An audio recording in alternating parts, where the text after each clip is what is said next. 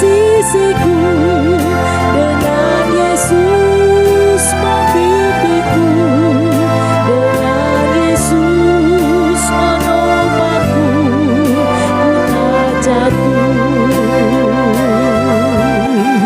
Tanpa Yesus di sisiku, tanpa Yesus membimbingku, tanpa Yesus menopangku, ku tak jatuh. Dengan Yesus di sisiku, dengan Yesus membimbingku, dengan Yesus menopangku, ku tak jatuh. Mari kita semua bangkit berdiri. Kami mengucap syukur, kami berterima kasih Tuhan. Kalau Engkau masih mengizinkan kami dapat memuji membesarkan nama-Mu. Biarlah kiranya setiap pujian penyembahan yang sudah kami naikkan berkenan kepadamu, memberkati Engkau. Dan sebentar kami mau mendengarkan firman Tuhan. Engkau yang mengurapi kami semua ya Allah Rohul Kudus. Sehingga setiap perkataan firman menjadi hidup di dalam kami. Menjadi berkat bagi kami. Dan kami dapat bertumbuh di dalam Engkau menuju kedewasaan seperti Kristus. Tutup bungkus hamba-Mu yang menyampaikan firman Tuhan. Urapi dengan kuat kuasa dari Allah Rohul Kudus saja. Terpujilah nama-Mu kekal sampai selama-lamanya. Kami siap mendengarkan firman-Mu di dalam nama Tuhan Yesus Kristus. Haleluya. Amin. Silakan duduk saudara ini kasih nama Tuhan. Pagi ini kita akan mendengarkan firman Tuhan dari saudari pendeta pembantu Martina Lydia Lieda. Kami persilakan. Tuhan memberkati kita. Haleluya. Tuhan, haleluya. Salam sejahtera di dalam kasih Tuhan kita Yesus Kristus. Sebuah sukacita yang besar bagi saya bersyukur untuk kepercayaan yang boleh diberikan kepada saya untuk menyampaikan kebenaran firman Tuhan pada pagi hari ini. Bapak Ibu Saudara, hari ini saya berada di Batu dan Bapak Ibu Saudara ada di kota Pekanbaru, tetapi jarak tidak menghalangi kebenaran firman Tuhan untuk boleh disampaikan. Haleluya. Mari kita bersama-sama membuka Alkitab kita dalam Kisah Para Rasul pasal yang ketiga. Kisah Para Rasul pasal yang ketiga ayat yang pertama sampai dengan ayat yang keempat. Sekali lagi Kisah Para Rasul pasal yang ketiga ayat yang pertama sampai dengan ayat yang keempat. Saya akan bacakan bagi kita semua, demikian firman Tuhan.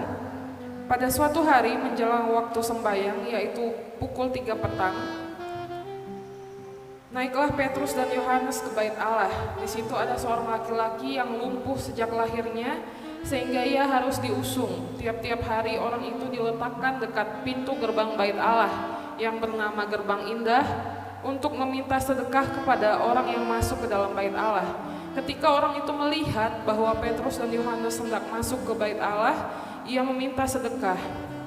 Mereka menatap dia dan Petrus berkata, "Lihatlah kepada kami." Petrus berkata, "Lihatlah kepada kami." Nah, Bapak Ibu Saudara, perikop ini menceritakan tentang seorang lumpuh yang setiap hari ada di pintu gerbang bait Allah untuk meminta sedekah kepada orang yang masuk ke bait Allah.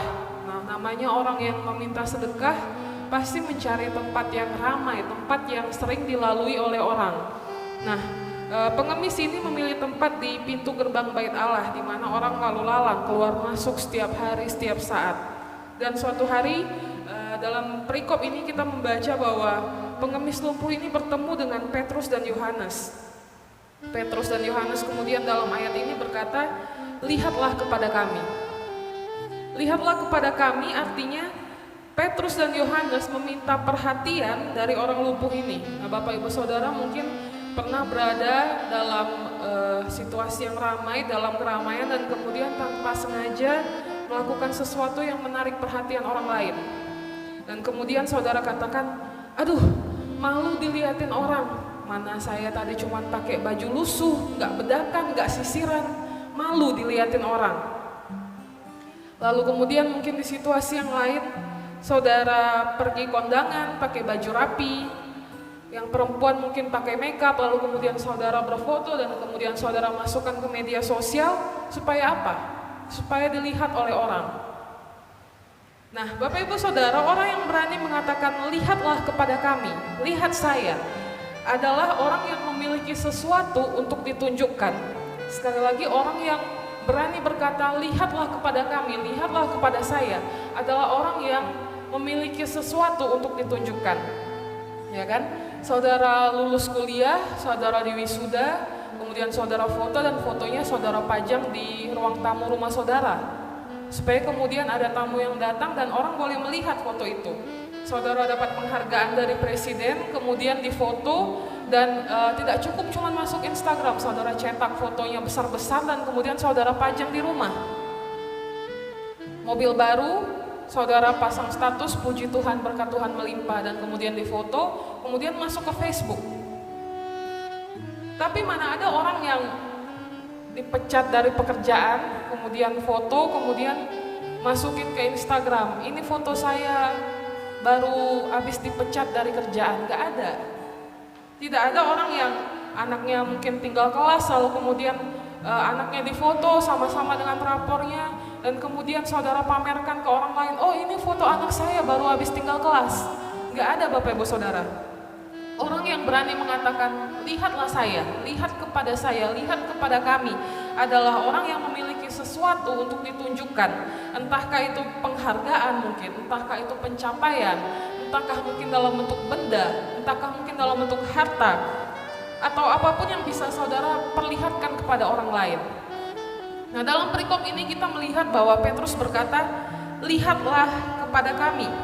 Nah, yang menjadi pertanyaan, memangnya Petrus punya apa untuk ditunjukkan? Apa yang ada dalam kehidupan Petrus?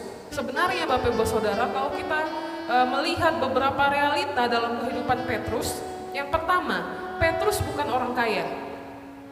Petrus bukan orang kaya. Kalau kita membaca ayat berikutnya dalam ayat ke-6, masih dalam perikop yang sama, dikatakan, tetapi Petrus berkata, emas dan perak tidak ada padaku.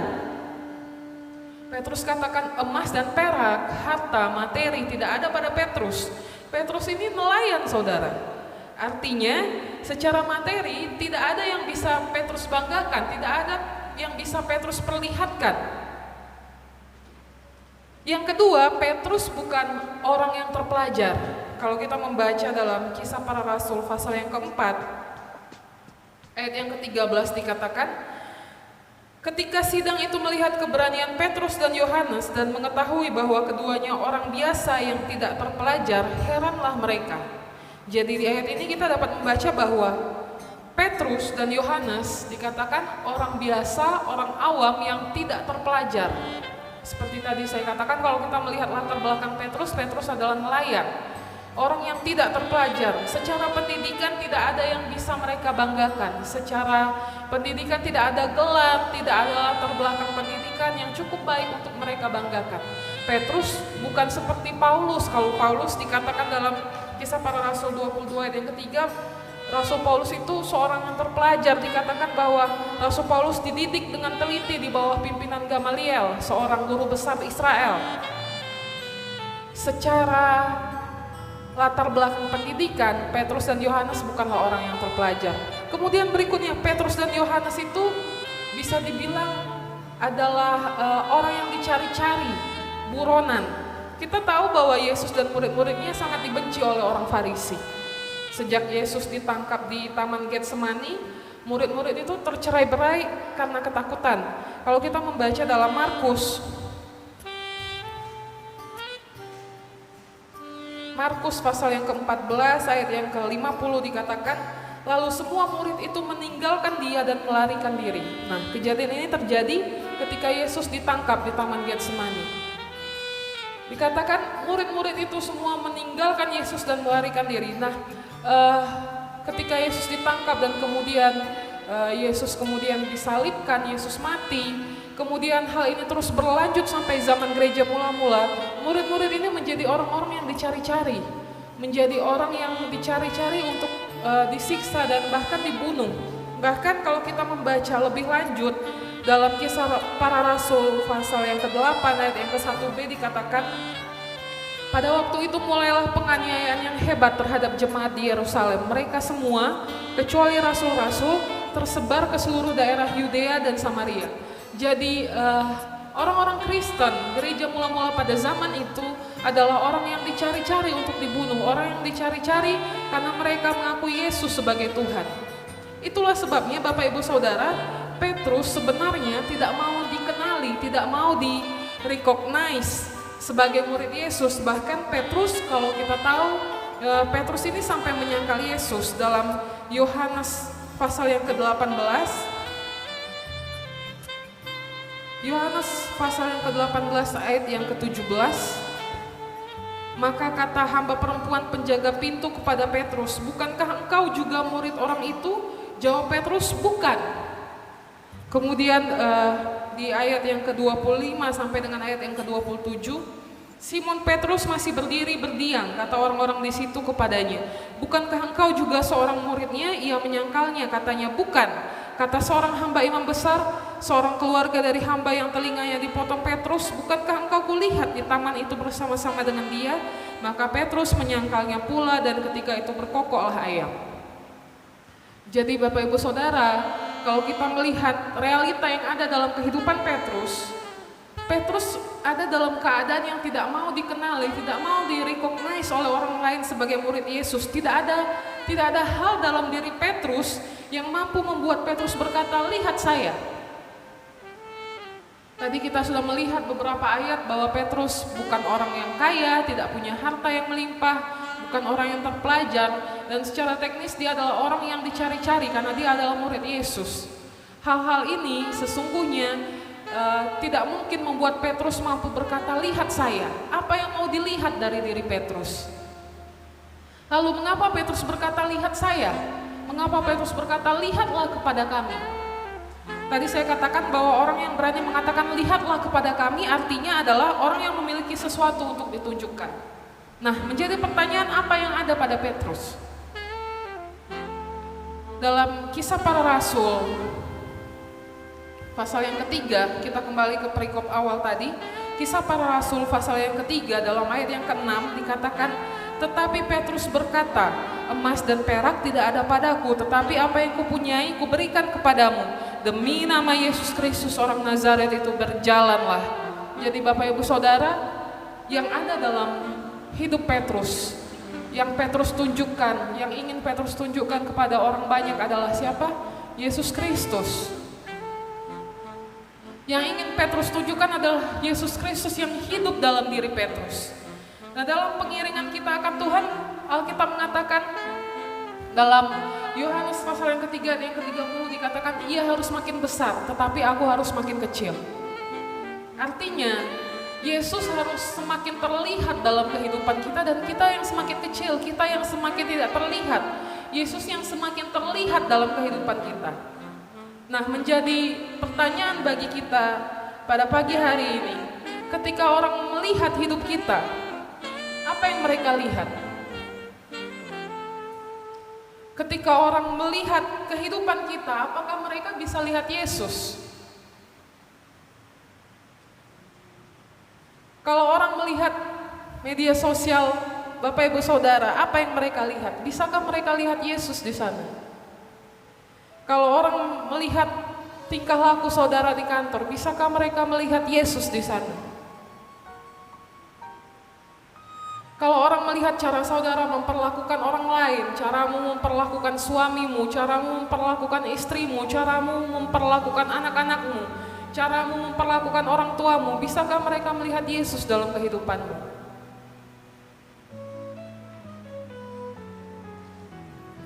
Kalau orang melihat pergaulanmu, bisakah mereka melihat Yesus dalam kehidupanmu? Kalau orang melihat isi handphone saudara, bisakah mereka melihat Yesus?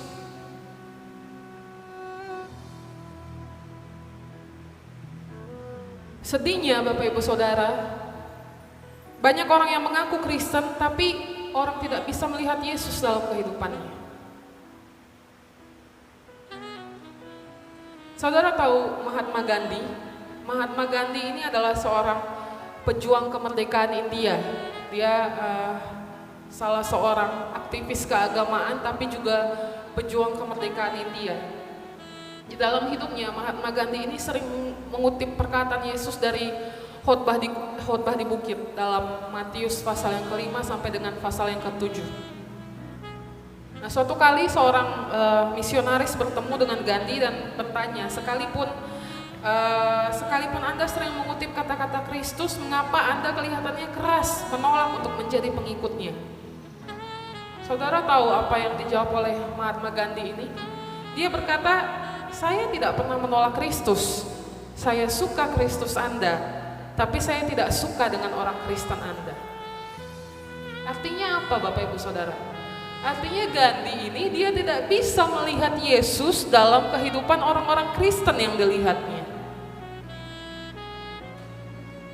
Bahkan diceritakan suatu kali Mahatma Gandhi ini pergi ke sebuah gereja orang-orang berkulit putih, dan kemudian sampai di sana dia diusir dengan kasar, dia dianggap kafir, orang tidak menerima dia.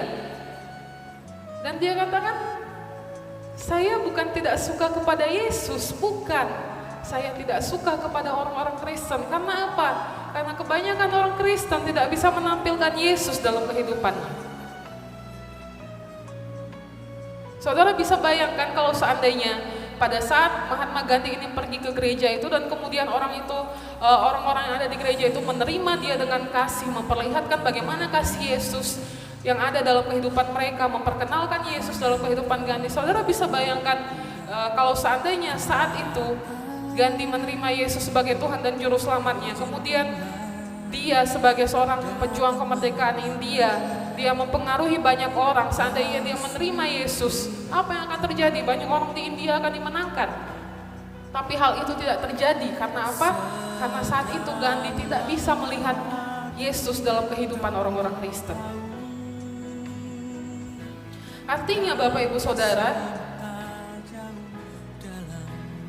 tidak cukup hanya dengan menjadi orang Kristen, tapi kehidupan kita ini harus memperlihatkan Yesus. Kehidupan kita ini harus menampilkan Yesus.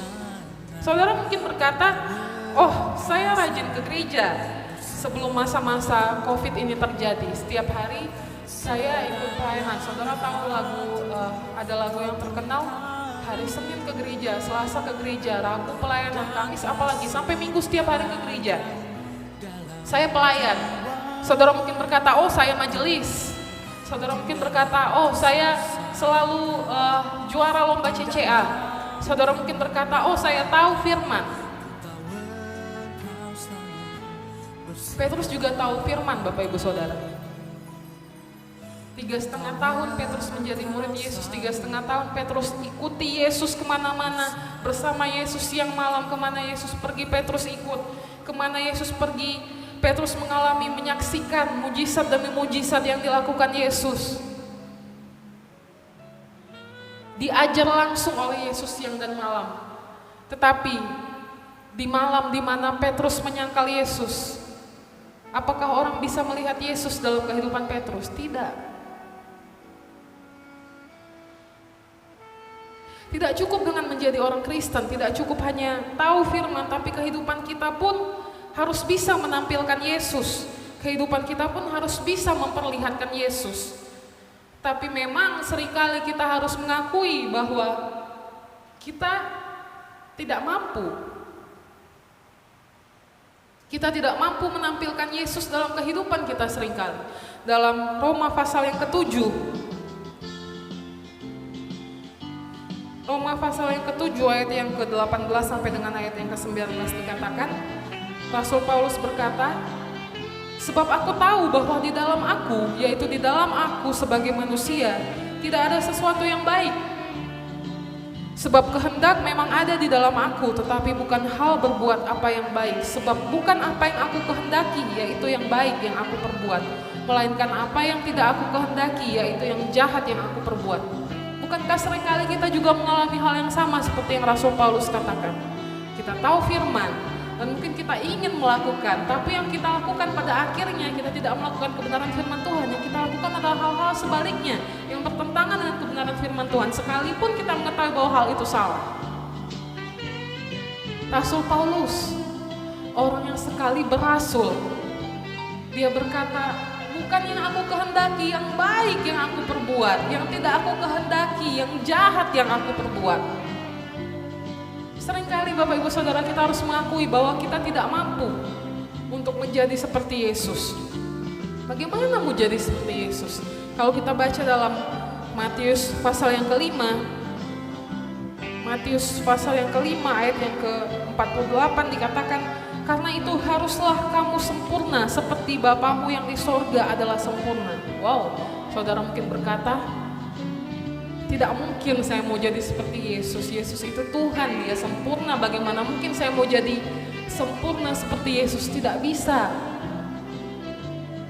Murid-murid saja, begitu Yesus ditangkap, disiksa, bahkan kemudian mati di atas kayu salib, boro-boro menjadi seperti Yesus, boro-boro menampilkan Yesus dalam kehidupan mereka.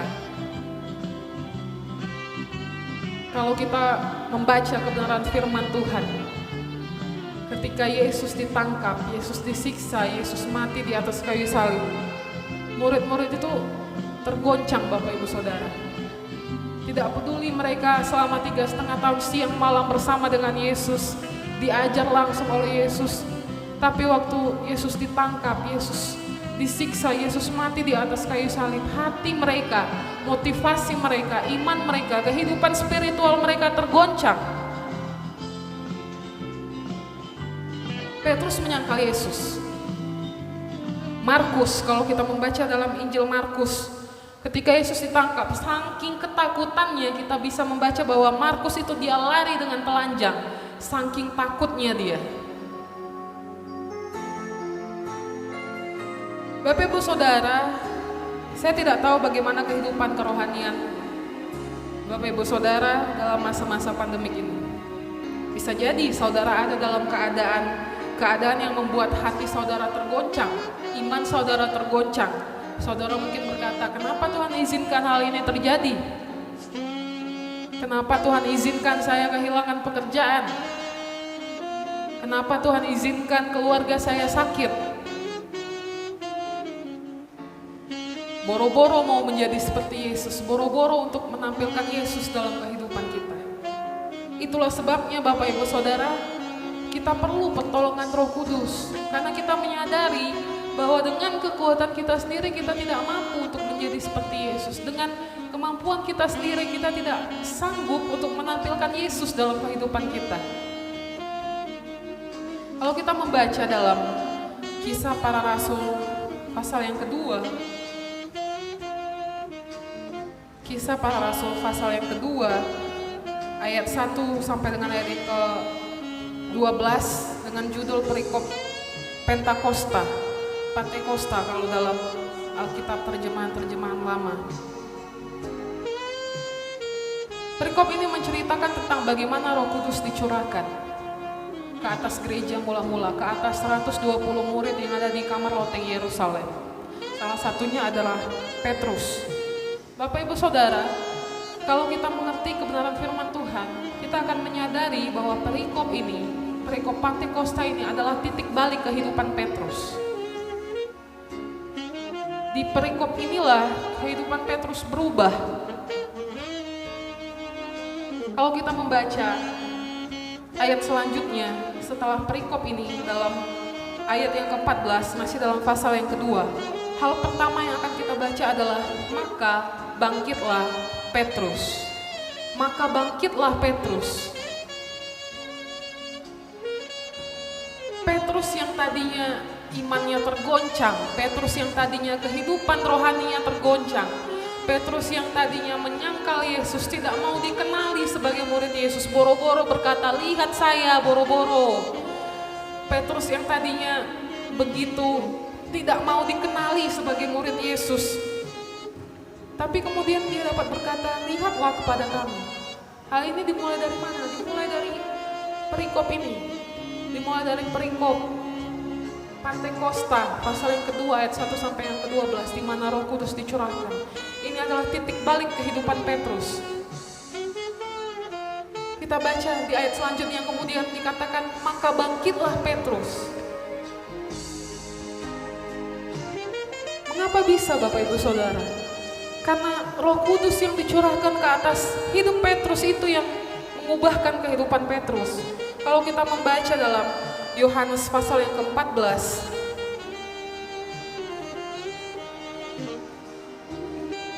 Yohanes pasal yang ke-14 ayat yang ke-16.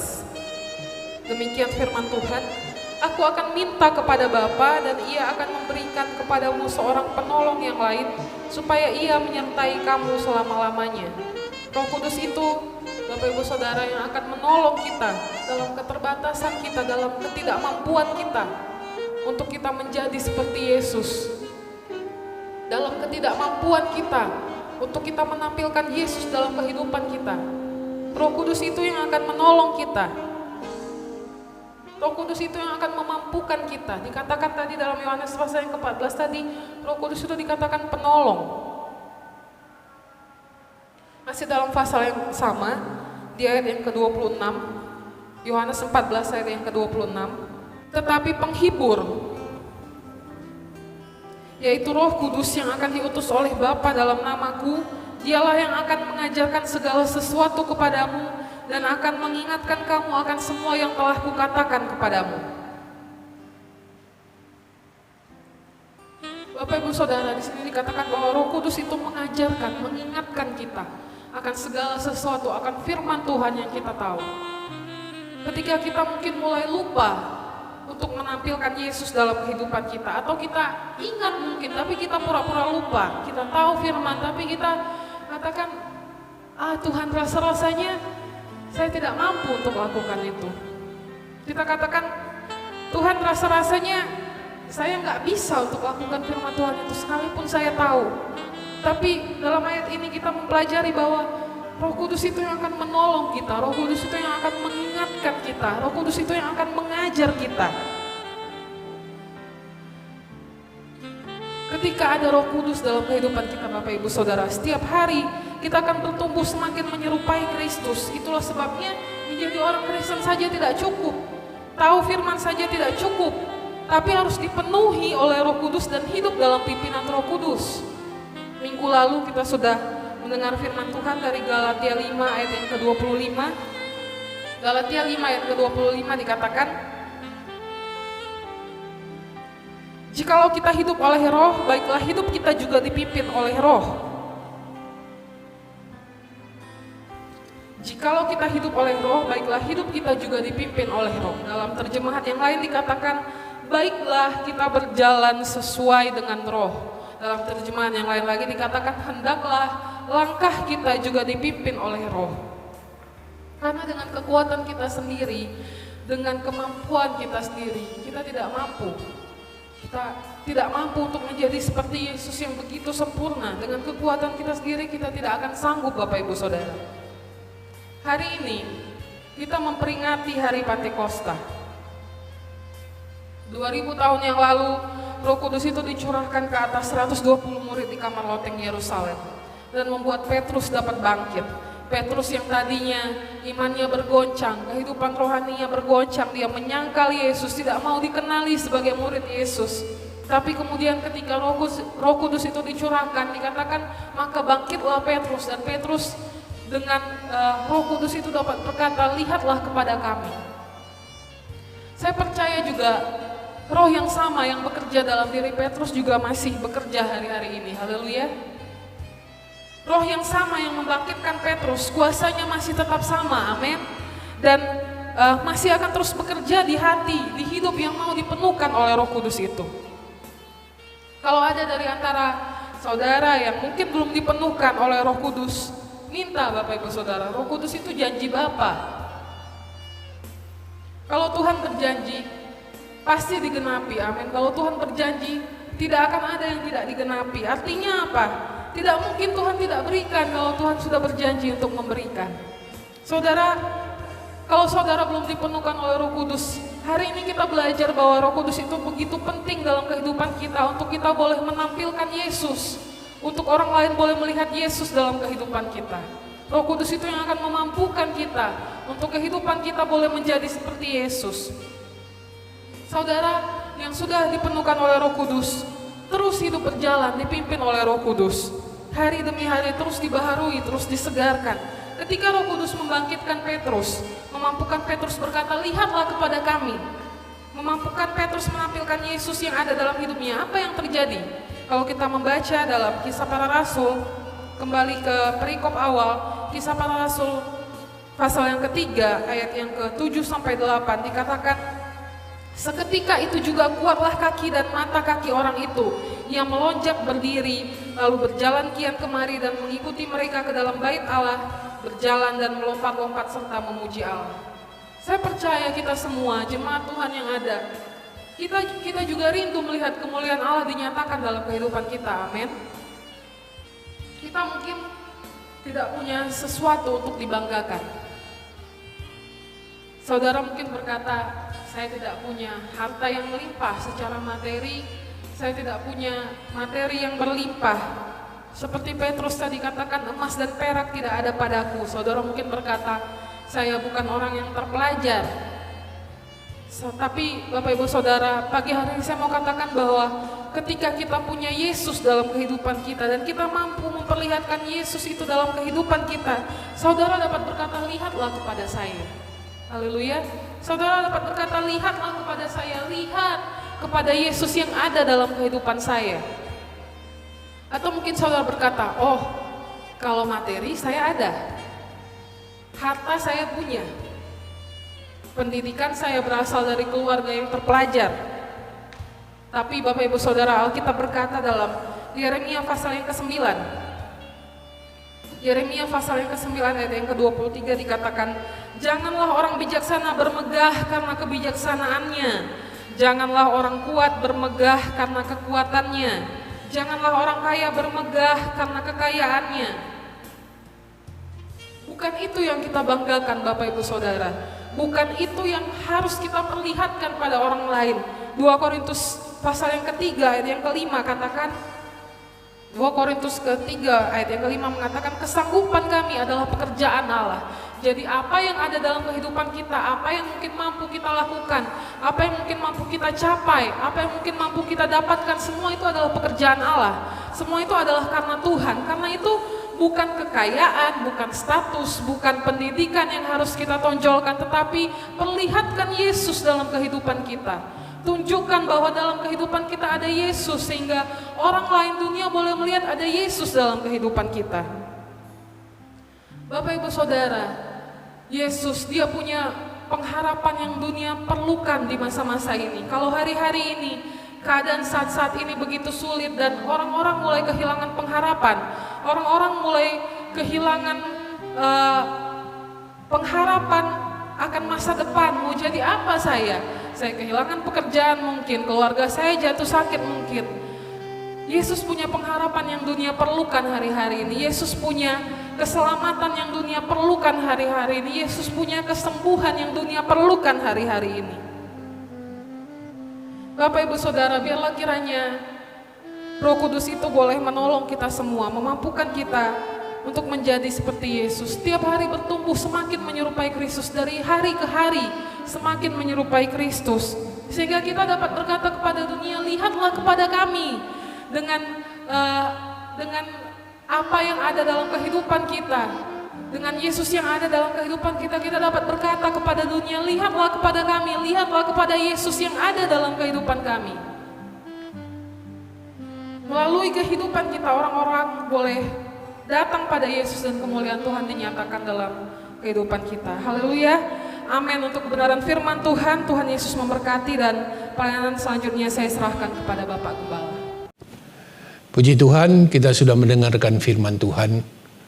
Pagi hari ini kita sudah diberkati melalui kebenaran firman-Nya, agar kita, saudara yang kasih Tuhan, seluruh sidang jemaat dapat bersungguh-sungguh dalam mengiring Tuhan.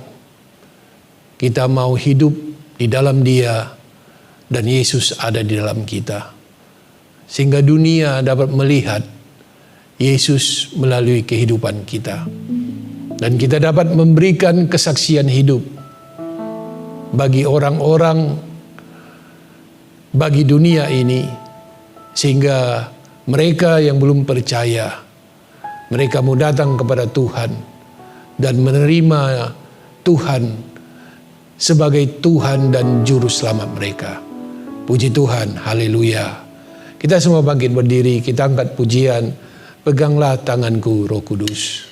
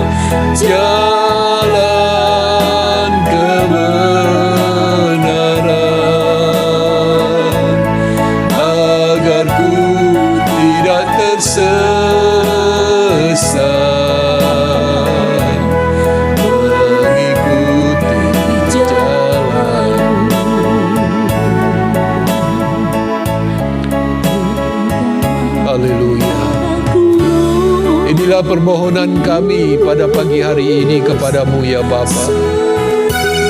Kami sangat membutuhkan Roh Kudus dalam kehidupan kami ini. Biarlah kiranya Roh Kudus terus berdiam di dalam kami, memenuhi kehidupan kami, menjadi Tuhan dan Raja atas hidup kami, benar-benar mengendalikan seluruh kehidupan kami, agar kami dapat menjadi pelaku-pelaku firman. Dan biarlah melalui keberadaan Roh Kudus kami semakin dewasa di dalam Engkau, dan Engkau semakin nyata ada di dalam kehidupan kami, dan orang-orang dunia dapat melihat ada Yesus di dalam kehidupan kami, sehingga mereka mau terima Tuhan, mau terima Yesus sebagai Tuhan dan Juru Selamat mereka. Terima kasih Tuhan. Terima kasih atas pemberitaan firman Tuhan. Engkau urapi terus hamba-Mu Martina, Tuhan tolong dia. Biarlah segala rahasia-rahasia firman Tuhan Engkau singkapkan dalam kehidupannya. Dan setiap dia memberitakan firman Tuhan menjadi berkat bagi yang mendengarkannya. Terima kasih Tuhan. Terpujilah nama-Mu Tuhan. Dimuliakan nama-Mu. Kami menerima berkat dari kebenaran firman Tuhan di dalam nama Tuhan Yesus Kristus. Haleluya. Saudara yang dikasihi dalam nama Tuhan, dimanapun engkau berada, jadilah saksi bagi Tuhan Yesus Kristus, dan bawalah jiwa-jiwa untuk datang kepada Tuhan. Dan sekarang marilah kita mengangkat dan menadahkan tangan kita kepada Bapa di sorga untuk menerima segala berkat, baik segala berkat-berkat jasmani, teramat lebih segala berkat-berkat rohani. Tuhan memberkati engkau dan melindungi engkau. Tuhan menyinari engkau dengan wajah-Nya dan memberi engkau kasih karunia. Tuhan menghadapkan wajah-Nya kepadamu dan memberi engkau damai sejahtera. Kasih sayang yang sempurna dari Tuhan Yesus Kristus dilimpahkan dalam kehidupanmu, dan persekutuan dengan Allah Roh Kudus yang menyertai, memimpin dan menolong kita sekalian mulai saat ini sampai Maranatha. Tuhan Yesus Kristus datang pada kali yang kedua menjemput orang-orang yang percaya kepadanya.